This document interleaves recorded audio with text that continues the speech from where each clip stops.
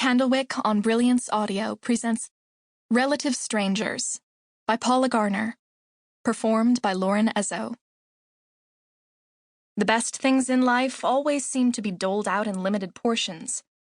Por ejemplo, this Friday's curriculum-related Spanish treat, an orange and almond cake, was absolutely to die for, but split 22 ways, it was kind of tragic. I pressed my finger into the last tender crumbs and sugar-dusted almonds as I watched the end-of-day announcements on the screen at the front of the class. Girls' basketball game today against Jefferson, which I already knew. My best friends had boarded a bus for it an hour ago. Rotary Club would be selling scrumptious pink and white cookies at lunch Monday to raise money for breast cancer. Last call for senior baby photos for the yearbook, which were due a week ago. Though a lot of seniors hadn't turned in a baby photo, there was only one member of the yearbook staff who was remiss. Me. It wasn't my fault.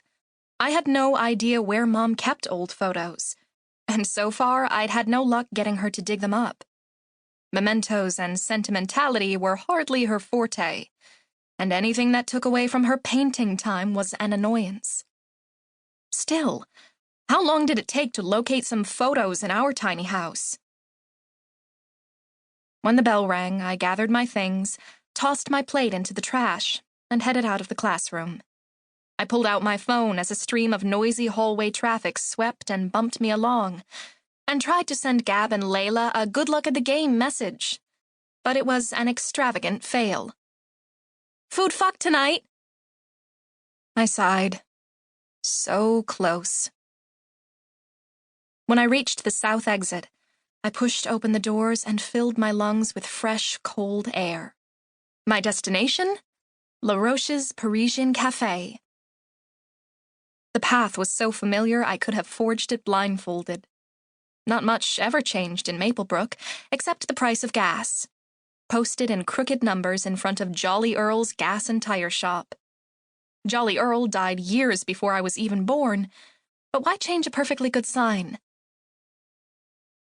Icy water seeped into the cracks of my weathered boots as I walked past Morty's Cold Cuts, home of the town's most inexplicably beloved, boring sandwiches, and my place of modest employment.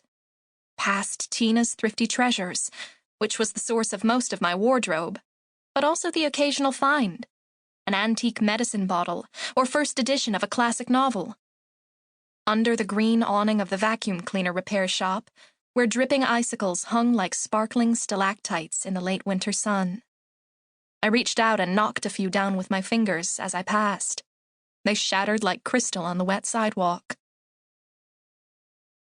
I crossed 2nd Street and slipped into the cafe. Or almost into the cafe. The perennially defective door clamped shut on my backpack before I cleared the entrance and pinned me there like a butterfly on a board. Even better, this confounded the infernal "someone has entered the cafe" bell, which managed to get stuck and trill in rapid fire like a burglar alarm. It took me 2 tries to yank myself free of the door, finally silencing the bell. I plowed resolutely ahead to the counter, my face burning. Eli chortled from behind the espresso machine. "Why don't you people get that damned door fixed?" I muttered, as I slipped off my backpack. He gave me his lopsided grin. "And miss an entrance like that? That was stunning." Half of my friend's paltry weight derived from sarcasm, I was certain. Short and slight, he leaned on piercings, black hair dye, and a love of macabre subjects to give him substance. But the veneer was thin. Underneath, he was as fragile as the antique china cups he served coffee in. I was not exactly bulletproof myself, but next to Eli, I felt strangely solid. Emotionally, and also physically.